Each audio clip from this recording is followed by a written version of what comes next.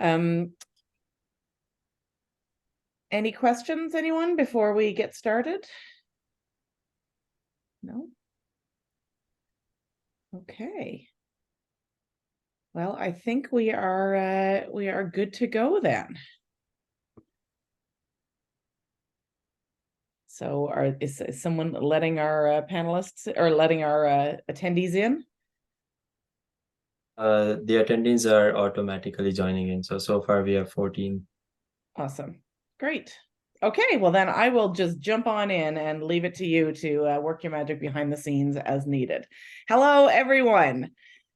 I'm Dawn Johnston. I am the Associate Dean of Teaching, Learning, and Student Engagement in the Faculty of Arts at the University of Calgary, and I'm also a teaching professor in the Department of Communication, Media, and Film in the Faculty of Arts. And I am incredibly excited to be welcoming you to this Arts Information Evening. I know that we have folks joining us from different provinces across Canada and from a number of countries around the world, which is always really exciting. We hope to get a chance to give you a little bit of a taste of what's happening in the Faculty of Arts and the kinds of things that we think you'll want to know as you're making your decision about where to choose for your university next year. I think we're going to have a great hour together highlighting some of the really exciting things that are happening in the Faculty of Arts at UCalgary. So I'd like to begin, as we always do at the university, with a territorial acknowledgement to pay tribute to the traditional lands on which we work and live and play. So the University of Calgary is located on the traditional territories of the people of the Treaty 7 region of southern Alberta, which includes the Blackfoot Confederacy, comprised of the Siksika, the Piikani, and the Kainai First Nations, the Tsuut'ina First Nation, and the Stoney Nakoda, including the Chiniki, Bearspaw, and Goodstoney First Nations. The city of Calgary is also home to Métis Nation of Alberta, Districts 5 and 6. So our plan for the time that we have this evening is to walk you through a little bit about the Faculty of Arts, give you a quick overview of some of the programs that are available within this incredibly diverse faculty of ours. I'm going to get to introduce you to some of our amazing professors. We've got 3 fantastic award-winning professors joining us tonight who are going to be able to talk for a few minutes about their research and teaching interests, and then I'm going to engage them in a fun topical events activity to give you a sense of just how relevant an arts degree is, particularly when we think about the sort of burning topics and difficult problems that our world is contending with these days. We're also going to spend some time talking to a couple of our fantastic Faculty of Arts students about their student experience. We will have a chance to talk a little about some of the things that you can do to enhance your degree in the Faculty of Arts. We're going to introduce you to our awesome program advisor, Jake, who's going to tell you a little bit about the Arts Student Center and all the supports they can provide to you as a prospective or new student. And then we're going to have some time at the end for you to put questions into the Q&A function, where we will be able to hopefully get you answers to those or direct you to the right place to find those answers. So that's our plan for tonight's program. So this is one big and beautiful word cloud, and it gives you a sense of the diversity and breadth of programs that are happening in the Faculty of Arts. A lot of people assume that a Faculty of Arts is a faculty of art, and they think immediately about things like visual studies or art history. They think about the creative and performing arts like dance, drama, and music. All of those programs are within the Faculty of Arts, but we also have a lot of the programs that you might know as being part of the humanities or social sciences or liberal arts as well. So as you can see from this word cloud, we've got programs in everything from geography and economics to philosophy and linguistics. We have programs in English and a variety of languages and world areas. My own program, Communication and Media Studies, is in there. We have history and sociology and political science. Psychology is within the Faculty of Arts, and certainly one of our most popular programs and one of our biggest programs. And it's one of those programs that sometimes falls into a Faculty of Science and other times within a Faculty of Arts. So we're really proud to have it as part of our faculty. The reason I like to show this big word cloud is not to overwhelm you. You are probably going to come in with a pretty good idea of one or two things that you're really interested in studying. But one of the things that is my favorite about a Faculty of Arts degree is that we're also going to encourage you to take a wide variety of other courses. So we're going to ask you to be thinking about what other options courses you'd be interested in taking in your first year. After you take some of these courses, you might decide, hey, I'm interested in potentially doing a minor in a program like this. So we like to give you a chance to really get your feet wet in first year. You'll take a couple of courses that are directly in the program that you have declared as your major, but you're also going to get the chance to take 6, 7, 8 courses in other disciplines that will perhaps introduce you to some things that you didn't know you could study at university, or will give you a chance to study in more depth things that you already have an interest in. So I always like to show this to give you a sense of just how many programs are housed within our faculty. And now I'm going to introduce you to some of our professors. So I have 3 professors here with me this evening. I have Dr. Victoria Fast from the Department of Geography, and Dr. Fast teaches in Geography and Urban Studies. I have Dr. Derek Mason from the Department of English, and I have Dr. Simon Spanswick from the Department of Psychology. So what I'm going to do is ask each of them to spend a couple of minutes telling us about their discipline and about their particular research and teaching interests within that. So Victoria, would you start us off? Hi, thanks so much, Dawn. I'm happy to start this off. Hi, everyone. I am Victoria Fast. I'm an associate professor in the Department of Geography, and I specialize in geographic information systems, more commonly known as GIS, human geography, and urban studies. My research and teaching intersect at a vibrant crossroads of mapping, modeling, spatial analysis, and geovisualization.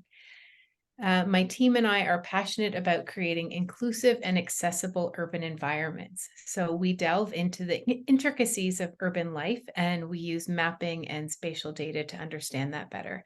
So some of the work we do is examine sidewalk conditions, such as width and condition to understand how passable they are and how they can accommodate people in wheelchairs. On assessing building accessibility. So our work really helps understand the diverse needs of people in our urban environment with a particular focus on people with disabilities. A significant part of this research is dismantling barriers in both the physical and digital spaces that are all too common. So we develop measurable standards and aim to identify the barriers and propose effective solutions towards more accessible environments. And this is not just academic research, it's about leading to meaningful and real change in our communities. The goal is to bridge the gap between research and practical implementation, and in doing so, we contribute to developing urban environments that are welcoming and supportive to everyone's well-being. We not only make cities more efficient, but we make them more humane and responsive to the needs of all citizens, and often those that are the most vulnerable. And the students in our program kind of study this in a very various ways. There's a geography program that's offered a BA, so a Bachelor of Arts, and a Bachelor of Science. And so you can really pick the direction based on your interests, as well as a BA in Urban Studies. And so I guess in summary, to wrap this up, not to take too much time, through geography, GIS, and urban studies, we're not just mapping cities. We really are researching and understanding how to shape them for a better, more accessible and vibrant future for everyone. Thanks for letting me hear that. Thanks for that, Dr. Faust. That's fantastic. It's really exciting to hear, some of the things that people might expect to learn about in geography, but also a lot of the things that people might not expect and things that they might not have learned about if they were taking a geography class in high school, for instance. So thanks for giving us that overview. Dr. Mason, would you tell us a little bit about English as a discipline and your particular research and teaching interests? Yeah, I'd be happy to. Thanks so much, Don, and thanks everyone for being here tonight. It's nice to see some virtual beings in the room. My name's Derek Mason. I'm a professor in the English department here at the University of Calgary, and my two main areas of research and teaching expertise are children's and young adult literature and gender and sexuality studies. So I teach courses kind of broadly across these two areas and also where these areas might happen to intersect. So just to give you kind of an example, the course that I'm teaching this term is called English 396, Literature for Young People. And this is a course that's open to students from across the university. So it has no prerequisites, so anyone can take it. And it's a survey of the development and emergence of children's and young adult literature over a couple of hundred centuries or so. So we look at not only how the concept of the child emerged as a social and cultural category, but also how children's literature, as we understand it, came into being. And so we look at different adaptations of fairy tales. We look at picture books and graphic texts. We look at young adult novels. We look at golden age of children's literature texts like Peter Pan and talk about those in class. Next term, as another example, I'm teaching a course that's specifically on young adult literature. So it's called Advanced Studies in Young Adult Literature. I also teach courses that you might not typically associate with an English department. I do a little bit of research and teaching on video game studies. And so I've taught a couple of courses that look at video games in the context of an English department. So something you might not typically be associating with the kind of work we do in English. But if you choose to join us here at the Department of English, or maybe take a couple of courses from English, essentially what we're trying to get you to do is come up with critical strategies for reading the ways that stories circulate in the world and create meaning. So there are courses that kind of take a historical perspective on language and literature, like your Shakespeare's, like your Renaissance and medieval literature. You can also take courses in genre, so science fiction, fantasy, and children's literature. And we also have some really cool community engagement courses as well. So we have a very popular community engagement course where you actually work with a local library as part of one of their reading programs and get credit for that. So courses in video games, courses in popular culture, and courses, the more traditional variety in traditional forms of literature is what you kind of can expect from our department here at the UFC. Oh, and we have an enormous specialty in creative writing. How could I forget? We have some really awesome creative writers on faculty and creative writing courses as well. So that's fantastic. Thank you so much. I know it's really exciting to think about the ways that a discipline like English has expanded in the last, I think 20, 30 years around incorporating a lot of those popular cultural texts that many of us are, and this is certainly something we talk about in my discipline of communication and media studies as well, taking those texts that a lot of people treat as entertainment or as sort of the things we do in our leisure time, and taking that critical lens to them and understanding the role they play in our society. Thank you so much for telling us about that, Derek. Dr. Spanswick, I wonder if you can tell us a little bit about the Department of Psychology and your particular teaching and research interests. Definitely. You know what I think is fantastic is just listening to Dr. Fass and Dr. Mason talk about geography, urban studies, and English. I can already see relationships between the Department of Psychology and their home departments. And so when I think about psychology, I think about an incredibly diverse field that's essentially interested in understanding brain and behavior. We have a number of streams in program here. So one that might actually relate to sort of geography and urban studies is that of industrial organizational psychology. That is understanding the behavior of people in the workplace and how they interact with the environment. We have a social psychology stream here. So again, trying to understand how people behave in social interactions. We have a fantastic course on revenge that all of our students want to enroll in, incredibly popular. Clinical psychology is another focus here. So the University of Calgary is unique in Alberta in that we have one of the only accredited clinical psychology program in the province.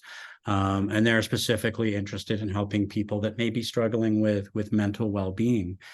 Developmental psychology. So this fits with Dr. Mason's talking about sort of children's literature and whatnot. How does what happens to us during development influence how we behave? How does behavior change across the lifespan? My chosen field falls within cognitive psychology and neuroscience. So turns out I'm not actually a psychologist. I'm a neuroscientist. And specifically, my background is in behavioral neuroscience with an interest in learning and memory. So I work with rodents, rats. Yes, we have rats at the University of Calgary to try and understand the brain systems that are involved in different types of memory. And so what I'm looking for is what physically changes in the brain when we learn and remember things. And so it's about this bi-directional relationship. If there's a change in brain, there's a change in behavior, but vice versa. If there's a change in behavior, there's also a change in brain. So yeah, that's what we're up to here in the Department of Psychology. Wow, that's really exciting. And yes, I know that Alberta lays claim to having no rats anywhere, but the ones that are in the labs at the university, I think are given a special exemption. Okay, so a lot of students, you know, as they're trying to make plans for university, think to themselves about, you know, what is it that I want to do in the long term? And some people have a really strong idea of what kind of a career path they're interested in. Other people are still trying to figure out exactly what their career path is going to be. And one of the things that I think we're most proud of in the Faculty of Arts is that our programs are designed to position you well to move into a wide variety of areas. They're designed to equip you with the kind of critical thinking and research and writing and speaking skills that are going to be relevant whatever career path you choose.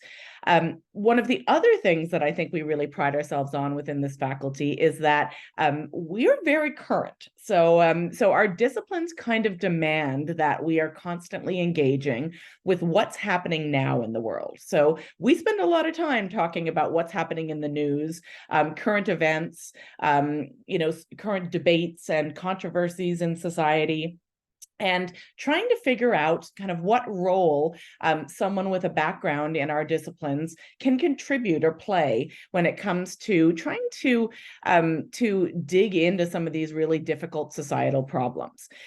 So ever since we started doing this particular event, I have been lucky to have professors who are willing to humor me with a very last minute request. So what we've done each year that we've done this is actually gone on to the you know, some of our local news websites on the morning of the Arts Information Evening and pulled a couple of key headlines that we think are really important topics that that society is grappling with, but also that a lot of the scholars in the Faculty of Arts are grappling with. And I circulated this to our professors just a couple of hours ago and asked them to think for a few minutes about how someone in their field of study would be interested in this particular news headline or this topic. So the one that I chose for our professors today is this one from City News Today. And it says, AI won't pose immediate existential threat, but safety brakes are needed. And this is coming from Microsoft. So we've got a headline and an image here and a few sort of descriptive words at the bottom. And I'm going to ask each of our professors to spend a couple of minutes talking about how someone in their discipline or their field might engage with this kind of a topic. So I think I'm going to go in the same order in which we introduced everybody. So Simon, that means you get to think a little longer. And I'm going to turn things over first to Dr. Fast. Talk to us about how somebody in geography or urban studies might be interested in talking about AI. Yeah, thanks so much, Dr. Johnston. Microsoft's recent emphasis on the need for safety breaks in the development of AI and artificial intelligence really resonates deeply with both, I think, the challenges and the opportunities we face in geography and urban studies. And our research, especially in creating accessible, inclusive urban spaces, relies heavily on AI-driven data analytics and spatial modeling. We're using AI in my lab. I'm teaching students how to use it to make our research better, but we're also developing large language learning models and AI tools to accelerate the advancement of our research. Modeling the built environment has been challenging because it's very data intensive and requires a lot of work. And so embracing AI tools has really accelerated our research program and allowed us to do more. It's helping us understand complex urban dynamics like pedestrian traffic flow, building accessibility, and even predicting urban expansion patterns. But as Microsoft suggests, the urgency for ethical and safety frameworks in AI cannot be overstated. In urban studies in particular, unchecked AI can lead to biases in city planning, reinforce socioeconomic disparities, and result in the exclusion of marginalized communities from both digital and physical spaces. If they're not carefully regulated, they might prioritize, for example, development in wealthier areas and neglecting essential services in underprivileged neighborhood. So the safety breaks is really helpful for us to think about this. And to stop and to take a break and design systems that are transparent and accountable and inclusive. In our work to counteract this, we really advocate for participatory geographic information science and volunteer geographic information. So greater community engagement, greater engagement with the communities that we're studying to ensure that the community voices are embedded into the AI that we are developing. And so I agree we need safety breaks, but this is a really amazing technology that is helping us do better things. So it's I think a safety check or that we need, or safety breaks, but also that balance of supporting development and ensuring that it's fair and equitable. Wow, that's fantastic. Yeah, it's really it's interesting because so often I think within the university, when we hear about artificial intelligence, we have a little bit of a pearl clutching response. Yes, exactly. Right? Everybody gets a little bit. ChatGPT. Yeah, exactly. We get nervous about things like academic integrity, but it's also really useful to think about, the opportunities that are afforded and just how regularly we've been using artificial intelligence for so many years already in ways that have perhaps made people less nervous, but have really become an important part of our daily lives. Thank you for that. I just want to add, I spoke about that in the context of my research because we're doing some really neat things developing AI models. But in my teaching, I recognize ChatGPT is out there and we can't stop it. So I'm developing teaching and evaluation metrics that embraces that. So it's community driven and service oriented learning where students are working on applied projects. And, if you can use AI to help make the research better, to make the output better, great. And the valuation isn't just about how good you write it, but how good are the ideas, the data, the organization, and the communication of that. So I actually have a big first year lecture coming in, and everybody's sitting at round tables rather than a lecture hall, because I think I know that one of the most important things we can teach them, new students coming in, is to communicate with each other and to be able to discuss these things. So in my case, I've really updated my teaching and learning strategies and my pedagogy to embrace this, right? It's not going away. Great. That's great. Thank you so much. Dr. Mason, what would the folks in English have to say about artificial intelligence? Yeah, I mean, and now for something completely different. I mean, this is the joy of these panels, right? Everyone's going to have a completely different perspective on something. But so, I mean, I can't speak for all English professors. I am but one amongst many. But, I look at this headline, and as someone who studies the way that language makes meaning in the world, the first thing I actually notice is that this headline contains a metaphor. And a metaphor is, of course, a comparison between two objects that are generally dissimilar from one another. And a metaphor metaphor is intended to clarify what one object means through comparison to the other. And of course, here in this headline, we have this idea of safety brakes. We're not talking about literal safety brakes in this case, but rather safety brakes as a kind of metaphor. And so the questions that I start asking are, based on this, what kinds of language do we see getting used in conversations about AI, and how do these metaphors actually shape the way that we perceive AI accurately, or perhaps in other ways that might be intentional based on the people who are using the language, right? So I'm asking myself, what's at stake in Brad Smith's, Microsoft's president, using the metaphor of safety brakes to describe a certain relationship to AI? So I think of safety brakes, I think of cars, I think of other kinds of vehicles that are generally constructed by humans, and we think to be more or less under human control, unless something goes wrong, in which case you need the brakes in order to slow things down or stop things. But I think what's implied here is that things are under control. This is something that was built by a human. We just need some sort of mechanism to rein it in should an emergency arise. But we can also start asking other questions, like what if a different metaphor was in place here? What if the metaphor was, for example, a kill switch, or a parachute, or something else that shaped the way we would imagine the type of emergency that AI might present to us? Because insofar as metaphors sometimes illuminate the similarities between things, they might also disguise the differences or hide some of the differences. So we can also ask, in what way actually does AI not have a relationship to brakes? In what way is brakes actually an inaccurate or perhaps biased way of using language to make us think about AI in a certain way? And I'm not sure I have all the answers to those questions, but these are the things that, as a scholar of language and literature, that come to mind. I immediately fixate on the language that's being used to describe a certain topic, and how that shapes the way that we think about it and have conversations about it.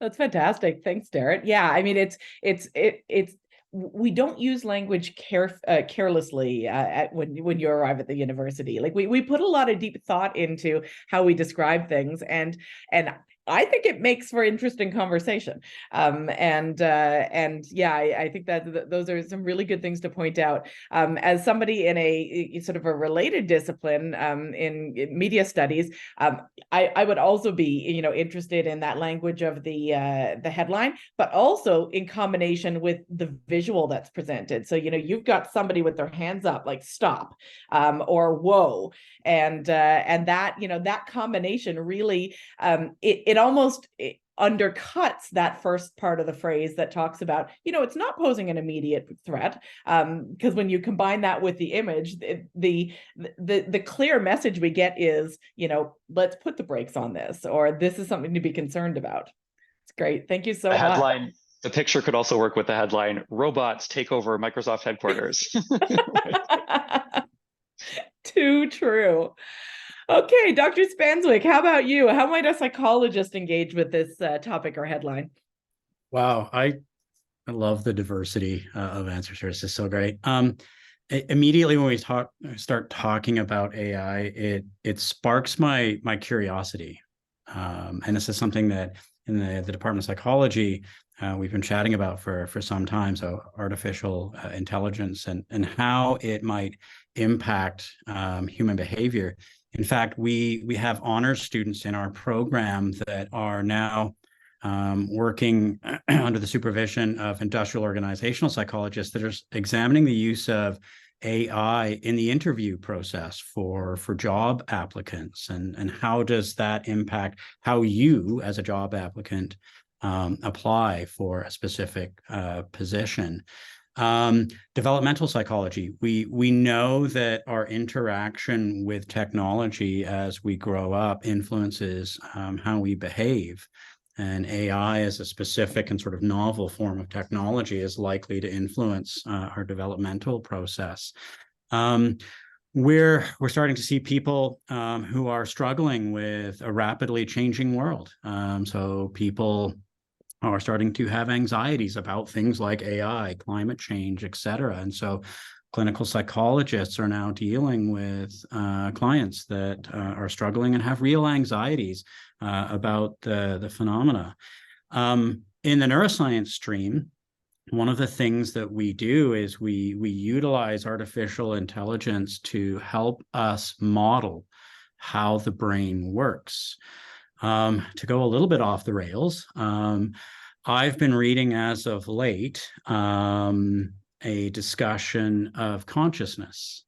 And so neuroscientists and philosophers alike have been trying to understand what it is that produces consciousness. There's been a concerted effort, a multidisciplinary approach trying to figure out the big question. And a question that's come up recently is AI or does AI have the potential to become conscious? And if so, how do we measure it? How do we determine whether an artificial intelligence unit does meet the requirements for consciousness? And so it's a discussion that's been going on for the last couple of years that I think is absolutely fascinating. As Dr. Mason said, I don't have the answers to the questions. I'll hold my hand up like the guy in the picture. But nonetheless, this is a curiosity-based discussion that we've been having for a number of years now, actually, in the department, and sort of the sort of thing that we like to engage with our students in a discussion about. Excellent. Thank you so much. Yeah, it's funny from your description. It actually sounds like these are distinctly existential questions.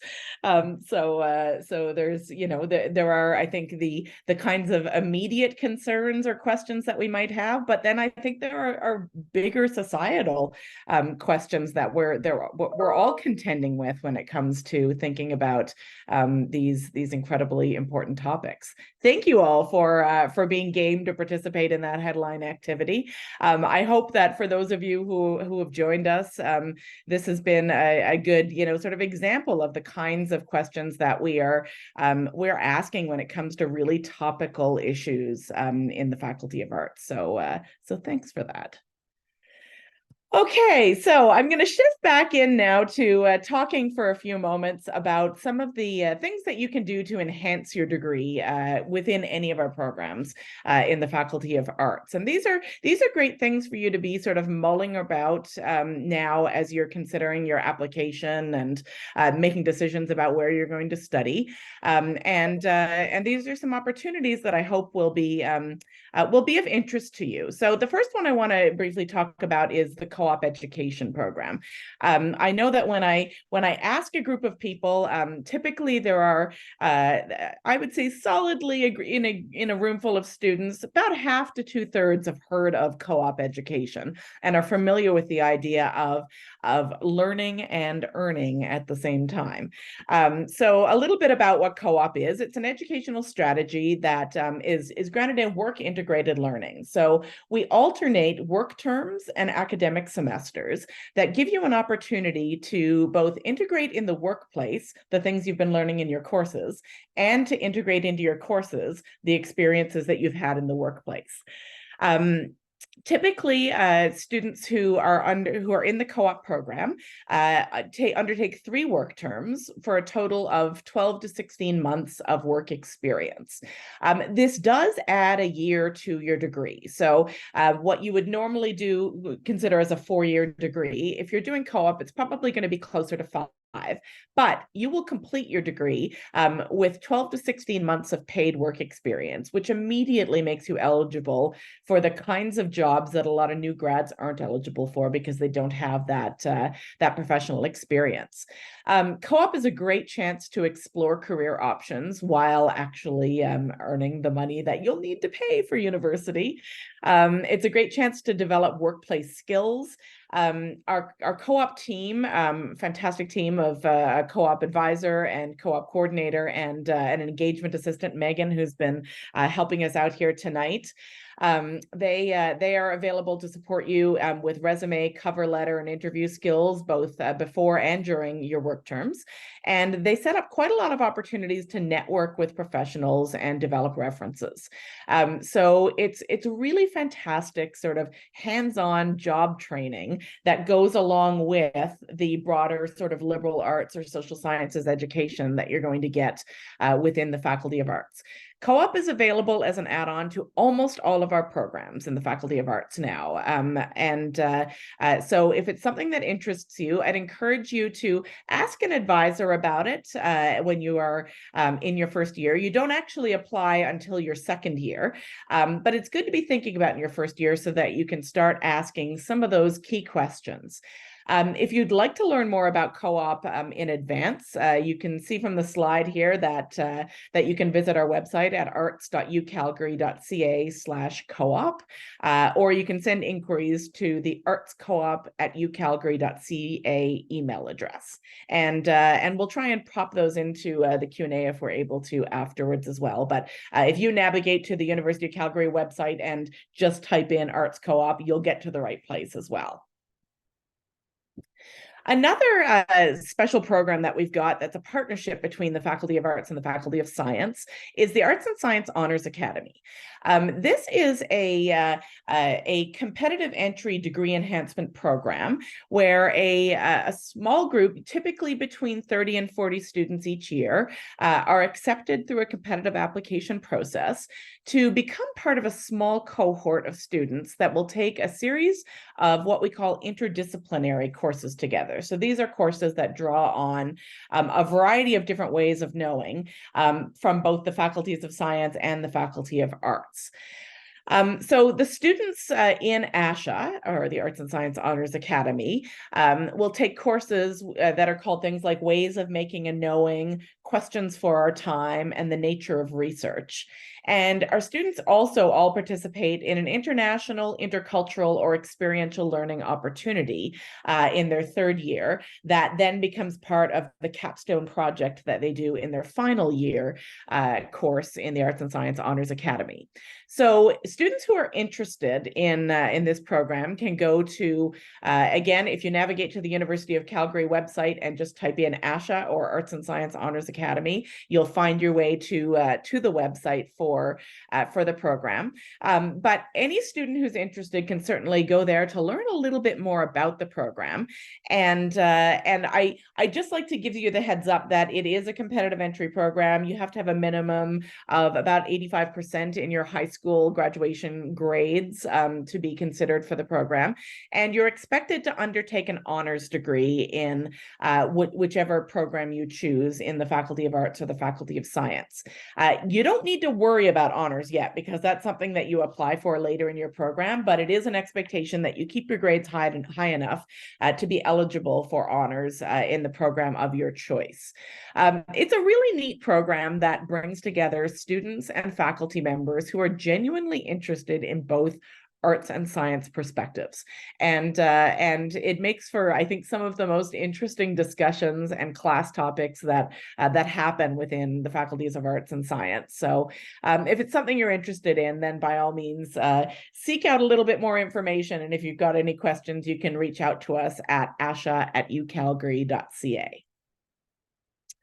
Now I want to briefly invite Jake, one of our fantastic undergrad program advisors, to speak briefly about the Art Student Center, what it is, and what you might seek out a program advisor for. Are you there, Jake? I'm here. Good evening, everybody.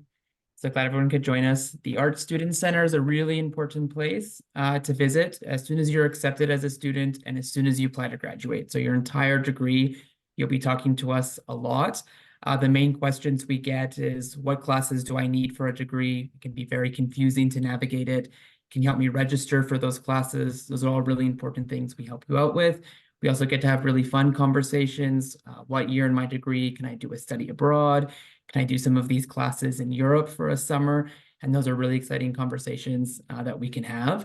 And even if you're just looking for resources and you're not sure where to access them, the Art Student Center is a really good one-stop shop. And we can always direct you to the right places. And another common question we get is if you're not exactly enjoying your major, or maybe you took a class and you're looking for something else that interests you, we can always talk to you about how switching works, how to explore those new majors as well. Excellent. Thanks, Jake. Yeah, we like to describe the Art Student Center as art students' home away from home. It's right on the main floor of the Social Sciences building, which is where most of our departments and classes are located. And we're a big glassed-in office that's right across from the Art Student Lounge, and it's we probably have at least a dozen visitors in the run of the day who've popped in to ask nothing more consequential than, can you tell me how to get to? But our front office staff are fantastic and friendly, and will make sure that they're able to answer those questions for you.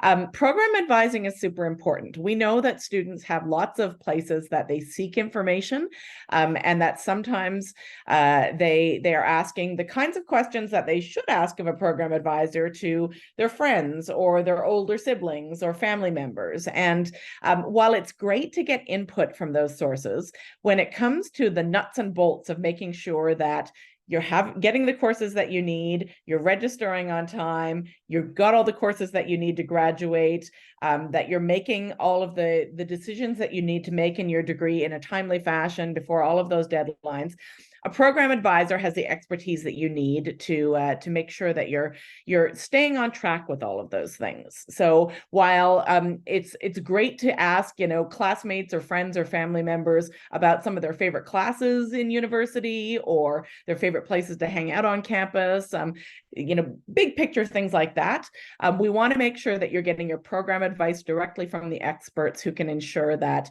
you're not going to fall behind, and that there are no unpleasant surprises that when you get to fourth year and think you're about to graduate and suddenly realize that you've missed a course along the way because at no point did you go visit a program advisor. So we want to make sure that doesn't happen for you. And Jake and his team of program advising colleagues are going to be there to help you out by phone, in person, by email. So we have lots of ways to make sure that we are keeping you attached and on track. Okay, so it would be remiss not to talk a little bit about the student experience, and the best people to talk about the student experience are students. Now, Megan, I haven't seen yet, have our two, Naomi and Kaylee, joined us? Yeah, they're on the chat, or they're on the panel. Fantastic. Excellent. I see them both now.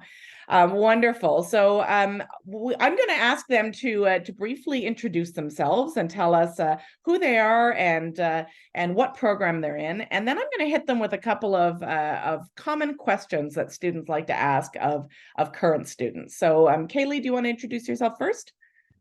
Sure. Hi, everyone. I'm Kaylee. I am a third-year psychology student at the U of C, and I am also in the co-op program right now, completing my first and second work terms. Excellent. Thanks, Kaylee. And Kaylee, I didn't mention, but I will, that the work term that she's undertaking right now is actually with the Arts Co-op program. So she is both a co-op student and an expert on co-op students. So if you have questions about co-op in the chat later, she might be able to help out with some of those as well. Naomi, how about you? Hi, everyone. My name is Naomi, and I'm a fourth-year sociology student, and I'm also one of the Faculty of Arts representatives. Awesome. And Naomi was recently elected as one of our Students' Union representatives for the Faculty of Arts. And these are some of our most, engaged and involved students who get involved in lots of extracurricular activities on campus, but also in student politics and student advocacy, which are really important factors of the student experience. So I'm going to ask each of you just a couple of questions about your student experience so that our student visitors here tonight can hear a little bit about it. I was wondering if you can each tell me about an extracurricular activity that you've participated in and how it's impacted your experience at the University of Calgary. So Naomi, why don't you start us off? Yeah, sure. I'm actually involved in quite a few extracurriculars on campus. I'm involved in like the students union as was mentioned, and like I'm very heavy on like student advocacy and just listening to students' experiences. So that's something that's really like helped me, I guess, understand a lot more about like just being a student on campus. I also volunteer at the Women's Resource Center as a peer helper. So that's always good because I learn a lot about like hosting events, and it's also helped me gain like leadership skills. And then I'm also a part of the African Studies Task Force, where we like promote African studies, and then we also host a bunch of events, and that has also really good with student engagement. So there's like a few extracurriculars I'm kind of involved in. That's great. Thanks so much. And you can see like how diverse those experiences are too. They're things that represent your interests and your passions and your skills, and are also really great about building your own profile, both on campus and for when you graduate and are heading out into your next career steps. So thanks for that. How about you, Kaylee? Yeah, so like I stated, I'm involved in the arts co-op program. So that's all about taking your course knowledge and applying it to work, and vice versa, taking your work knowledge, applying it to school. So right now I'm the co-op student engagement assistant. So I plan student engagement events. I get to meet with new co-op students, senior co-op students. One of the fun things I'm involved in right now is the mentorship program. So the co-op program has a really dedicated mentorship program where we match senior students with incoming students in the co-op program. And when I was in my second year and I just joined the co-op program, I had an excellent mentor. And now this year I get to mentor someone on my own now. So I'm pretty excited about that. Another thing I'm involved in is the Psych Student Club as well. And they also have their own dedicated mentorship program. And I am mentoring right now for that as well. It's really nice to be able to apply what I've learned as a third year student to new incoming students. It lets me develop my leadership skills, and also just it's really about giving back to the community. And yeah. That's fantastic. Thanks. And that idea of mentorship is so important because, we know that a lot of students struggle in their first year with finding a community or getting to know people, and the campus is big and first year classes are big, and it can sometimes feel a little bit overwhelming. But that ability to connect with senior students and learn from both the things that have been really positive for them and some of their mistakes is a really great opportunity for our students as well. I think that's super. Tell me about a piece of advice that either you would give to a prospective student who's thinking about starting on post-secondary studies, or that you wish somebody had given you when you were starting. Do you want to start us off, Kaylee? Sure, yeah. I think what I wish I would have known is that you really don't have to have everything all figured out when you're going straight into university. It was always my perception that you had to know exactly what you wanted to do and you had to get started right away. But it's actually more the case that you'll kind of figure out what you want to do along the way.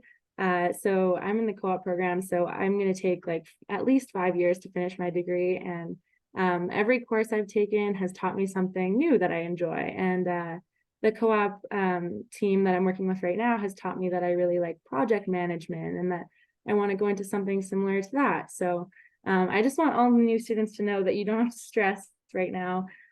You'll definitely learn so much about yourself through this experience. And even after you graduate, people change careers all the time. So yeah, I would just say hang in there and keep an open mind, try everything that is presented to you, and just enjoy it. That's super valuable advice. I think I remember when I arrived at the University of Calgary as a student, that the associate dean who was speaking at the orientation event said something to the effect of about half of you think you know what you want to study, and about half of those people are wrong. And it was just sort of pointing out how frequent it is for people to come in thinking that they know exactly what they're interested in, only to discover that they're equally interested in something else. And I think that suggestion to keep an open mind and not stress too much about figuring it all out in your first year is really good. Thanks. Naomi, what about you? Any advice that you would offer or wish someone had offered you? Yeah, it's actually pretty similar to what Kaylee was saying. I would also like to kind of re-emphasize that to just take your time as you're going through your degree, because like when I started, I was like, okay, I have to finish in 4 years, and then I go straight away into the workforce. But like that's not always the case, you know. Sometimes you have to like take a semester to kind of slow down, take less courses, you know, prioritize your mental health, I think is another big one, because burnout is very real. And it's something that a lot of uni students go through. So I'd say prioritizing mental health is another one. And then also join clubs, join a bunch of things on campus. Just try to put your foot in everything. And then because you'll realize, like maybe you're interested in one thing, but then you find another interest. There's a lot of opportunities to try out new things in university. Like in all my 4 years, I've done something different each year, and it's been really fulfilling. So I would definitely encourage that as well. That's great. This is all such good advice. It's and I think you point out a really important thing about that. You know, it's not a race. Getting to the end of your degree is not a race, and you're going to have cool opportunities that arise. You're also going to have some semesters that you struggle, and this is a good time to draw on those mentors and friends that you've made. Also a good time to visit your program advisor to talk about potentially, you know, withdrawing from a course if you need to, trying to figure out what is the sweet spot in terms of your workload and how many courses you should be taking, because we want you to finish happy and strong, not fast. So those are really important things to keep in mind. One final question for each of you, and this is one of those hidden secret questions. What is your favorite spot to study on campus? Kaylee? Okay, so I discovered this spot in the second semester of my first year. It's called the Atrium. I think most people on campus know about it, but it is absolutely stunning. It's in the administration building, which is where a lot of my psychology classes take place. It's like, it has glass ceilings, it has beautiful trees, plants. It doesn't feel like you're in Calgary when you go and study in there. It's super tropical, beautiful, and it's been studied that being around like greenery and the outdoors helps you relax. So I think it's a really nice place to work. That's awesome. I am also a big fan of the Atrium. You're absolutely right. It doesn't feel like you're in Calgary, and it's like this instant calm when you walk into that space. And yeah, it's a really nice space to hang out. How about you, Naomi? Favorite spot to study? It's it's funny. It's actually the library. Only because I really enjoy working in the workrooms. Booking them is definitely hard, especially since a lot of students try to book the workrooms. But I honestly find a lot of like comfort, just like even though I'm in the library and the workrooms are like glass, it's kind of feels like I'm not completely isolated, but I'm also focused because it is a bit muffled, so I'm not distracted by all the noises around me. So yeah, I would say like the workrooms and the library. That's great. And we happen to have a beautiful library. So the Taylor Family Digital Library is still a relatively new building on campus, and it has a lot of really good mixed use spaces. So there are spaces where you can be eating lunch or having coffee. There are places where you can be having super quiet study. There are places where you can, like, bookable rooms where you can do collaborative work with classmates or have study groups. So the library it's a classic choice, but it's also one one that's got lots of different options for students. So thanks for suggesting that. And because neither of you mentioned, I'm going to also mention the space that is pictured right in this slide, which is the Art Student Lounge. So this is a fantastic space that is run collaboratively with our Faculty of Arts Student Association and our student union reps. And it's a space where a lot of events happen for Faculty of Arts students, but also, by day and most of the time, it's also a fantastic study space. And it is well used and very busy. There's a small sort of breakout room in there as well. And it's a great spot to sort of stop, eat lunch, have a coffee, do a little bit of studying in the middle of the day without having to go too far from where most of your classes are likely to be. So also a great option to mention. Thanks so much, students. Really appreciate hearing from you. Okay. So we've reached the end of our formal programming for this evening, and we've got some time to ask questions. So I think people have been popping things into the Q&A function. Megan, are we pretty up to date on answering questions? Is there anything that sort of popped out that there are a number of questions about that I might want to answer out loud? Yeah, possibly. There's one question about how easy it is to change majors and minors in a Bachelor of Arts.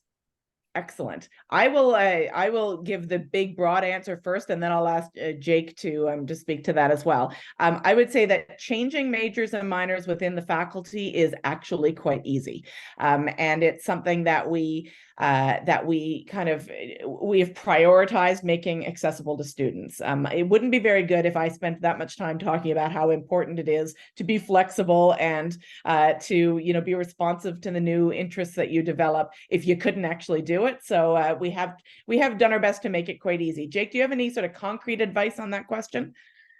Yes, definitely very easy. I definitely echo that. So every single year, October 1st to February 1st is the big change of program cycle. So if you don't want to change something first year, second year, there's lots of opportunities to do so. The change of program form comes every year. And again, that's where the Art Student Center would come in when you're thinking about exploring a different major. We'd walk you through it and let you know what that would look like before you make that decision. And we'd help you out with that. That's great. Thanks, Jake. And I think it's one of the great things about how many options courses you do, particularly in your first year, but throughout most of our programs, is that it keeps you from falling behind. So if you ended up starting in political science and decided, at the end of first year that you actually want to pursue international Indigenous studies, those political science courses are never going to be wasted. Those are courses that will be considered as options towards your new program. And when those decisions are made, particularly in the first 2 years, it tends not to throw students behind too much in their degree progression at all. So good to keep in mind. Megan, any other questions that have popped up that might be worth answering in the last couple of minutes that we have online? Sure. I have one here that says, how much freedom is there in terms of options and number of classes in general and per semester? Yeah, so I would say it starts off in your first year, you're probably only going to be taking a couple, maybe 3 courses that are specific to your program, and the rest of your courses are going to be options courses. As you get further along in your degree, you tend to be taking more and more of the required courses for your program, which has you taking fewer electives each semester, but also gives you a chance to really get to know the other students in your cohort or in your program.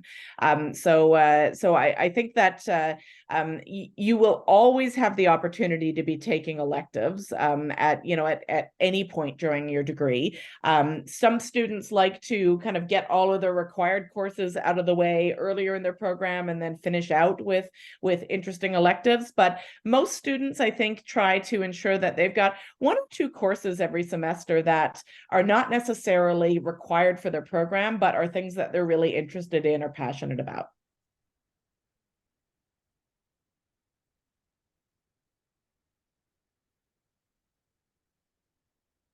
Other questions in there, Megan, that might be worth discussing? let's see here. Sorry, a lot of them are program specific. Yeah. Okay, here's a good one. Can people who are interested in becoming University of Calgary students in the Faculty of Arts get help from the Arts Student Center, or do you need to be a University of Calgary student before you can access their services? Jake, why don't I turn that one over to you? Sorry, I was just answering another question. Do you mind repeating that one, Megan? Can people who are interested in becoming University of Calgary students in the Faculty of Arts get help from the Arts Student Center, or do you need to be a University of Calgary student before you can access their services? Yes, you can definitely talk to us before you start the program. We talk to a lot of prospective students, and so you want to just make sure which office you're going to. So if you have a specific question about what grades do I need, what grades from high school do I need, that would be best to talk to someone in our admissions office, and they'd be the best resource for that. If you have more of a question of what would my degree look like over the 4 years, what classes do I need to take, is this the right degree for me, that's when we talk to you, and we'd be more than happy to do that as a prospective student. That's great to know. It's good to know that that students can get that sort of support while they're still in the decision-making stage. So thanks for that, Jake. Megan, we've probably got time for one more if you see one that might be of interest to a number of folks. Sure. Someone wants to know if we can speak about dual degrees as an art student, and if it's easier or harder with certain pairings. Oh, that is a good question, and I'm going to call on Jake again. Yeah, so the question about the dual degrees, right, Megan? Yeah. Yeah, so we have something here called a double major and a combined degree. So whenever you think about a University of Calgary degree, it's 40 classes. 20 of them are what we call our major field requirements. So psychology, English we were talking about today, communication and media studies would be another one. And the other 20 classes would be freely selected open options, anything you find interested here on campus. So you want to take a double major. Instead of having that ability to take the open options, you'd now be using that portion of your degree to put a whole nother major together. So less ability to choose freely selected classes, but you do get those two majors. If you say, I actually really love an arts degree, but business, it sounds super interesting, Faculty of Science is something I really want to explore, that's when we would classify it as a combined degree.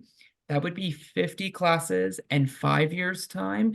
And at the end of your degree, you'd be able to have 2 parchments, and they'd both be from different faculties. That's great to know. And I heard in that question as well, sort of like, is it easier or harder? And I don't think that's quite the right way to conceptualize the question. It's not that it's easier or harder, it's just that it's different. So anytime you are pursuing either two separate programs at different faculties or 2 separate majors within one faculty, you're going to have less choice when it comes to those electives or option courses that you take throughout your degree, because a lot more of your time is going to be filled with program requirements. But if you know what you want to do and you really are passionate about both of those subject areas, then it's a really great option. And I always find myself amazed at convocation, that are graduation ceremonies at the end of each year, when I see students crossing the stage with parchments in both arms, because they've actually graduated with 2 degrees at the same time from the university. I know that those students have got an incredible depth of knowledge in 2 areas, and it's also super impressive to see them walk across the stage with 2 degrees instead of 1. So they're just it's not a matter of what's easier or harder or better or worse. It's a matter of what's the best fit for your interests and your plans. So you got to figure out what's the right fit for you. And if you're thinking about those questions and are not really sure, that's a great example of something that you would talk to a program advisor about. So you could reach out to, conveniently, it's right here on the screen, our email address in the Arts Student Center is artsads@ucalgary.ca. So those folks can help you out with some of those questions. So I think we've reached the end of the time for our our live stream. We're really excited that that folks joined us. I think there are some people who are here in the webinar, and I know that there's a bunch more who are also, I think, on Facebook Live. So we're delighted that you joined us from wherever you joined us and however you joined us, and really hope that that you have the chance over the coming months to get your questions answered, to think about the things that matter most to you, and we wish you lots of luck with the decision-making process ahead of you. I want to say thank you to all of my fantastic panelists tonight, to our program advisor, to our students, to our professors, to the fantastic Megan, who is making it all work behind the scenes. I'm really grateful for your time and energy tonight, and wishing you all a great evening, and we'll look forward to hopefully seeing you on campus next September. Take care.